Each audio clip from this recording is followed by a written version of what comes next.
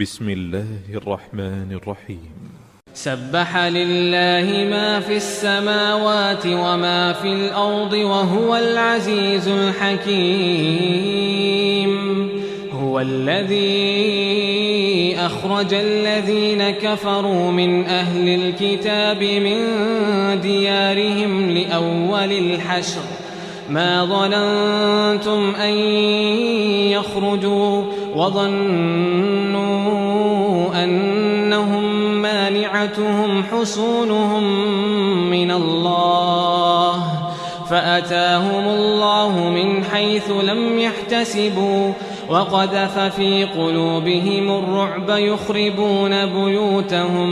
يخربون بيوتهم بأيديهم وأيدي المؤمنين فاعتبروا يا أولي الأبصار. ولولا أن كتب الله عليهم الجلاء لعذبهم في الدنيا ولهم في الآخرة عذاب النار.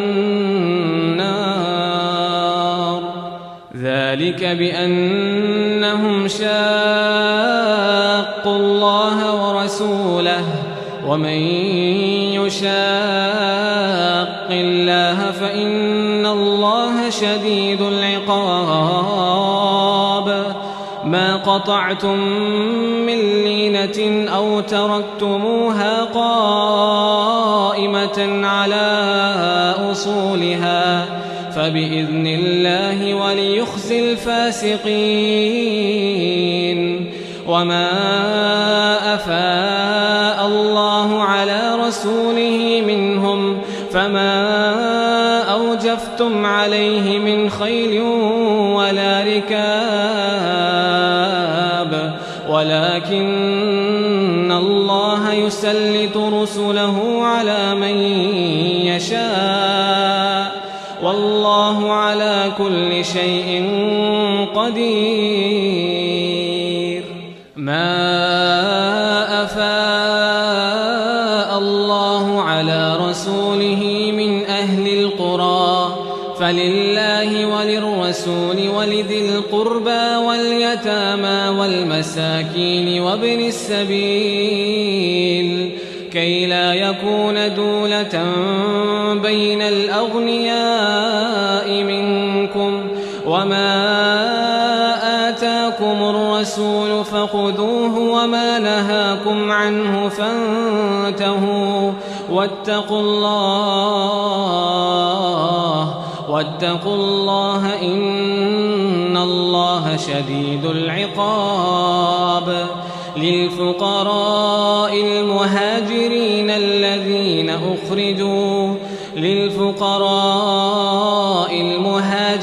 الذين أخرجوا من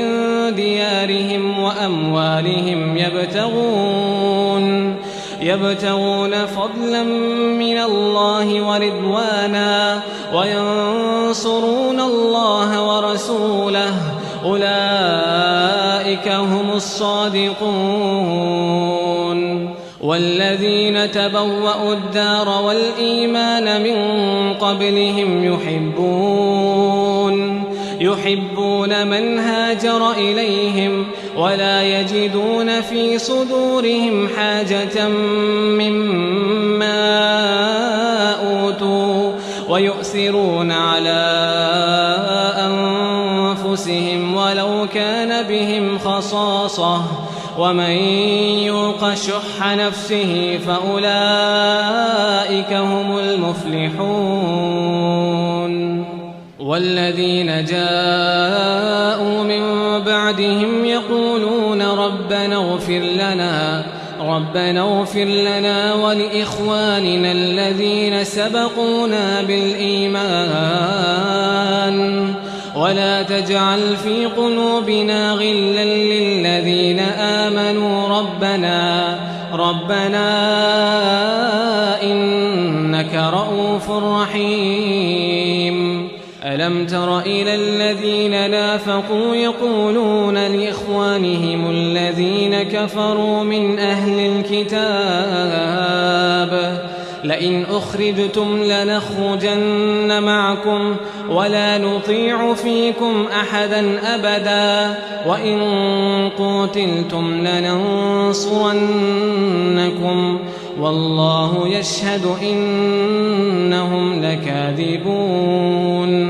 لئن أخرجوا لا يخرجون معهم ولئن قتلوا لا ينصرونهم ولئن نصروهم ليولن الأدبار ثم لا ينصرون لأنتم أشد رهبة في صدورهم من الله ذلك بأنهم قوم لا يفقهون لا يقاتلونكم جميعا إلا في قرى محصنة أو من وراء جدر بأسهم بينهم شديد تحسبهم جميعا وقلوبهم شتى ذلك بأنهم قوم لا يعقلون كمثل الذين من قبلهم قريبا ذاقوا وبال أمرهم ولهم عذاب أليم كمثل الشيطان إذ قال للإنسان اكفر فلما كفر قال إني بريء منك إني أخاف الله رب العالمين فكان عاقبتهما أنهما في النار خالدين فيها وذلك جزاء الظالمين يا أيها الذين آمنوا اتقوا الله ولتنظر نفس ما قدمت لغد واتقوا الله إن الله خبير بما تعملون ولا تكونوا كالذين نسوا الله فأنساهم أنفسهم أولئك هم الفاسقون لا يستوي أصحاب النار وأصحاب الجنة أصحاب الجنة هم الفائزون لو أنزلنا هذا القرآن على جبل لرأيته خاشعا متصدعا من خشية الله لرأيته خاشعا متصدعا من خشية الله وتلك الأمثال نضربها للناس لعلهم يتفكرون هو الله الذي لا إله إلا هو عالم الغيب والشهادة هو الرحمن الرحيم هو الله الذي لا إله إلا هو الملك القدوس السلام المؤمن المهيمن العزيز الجبار المتكبر سبحان الله عما يشركون هو الله الخالق البارئ المصور له الأسماء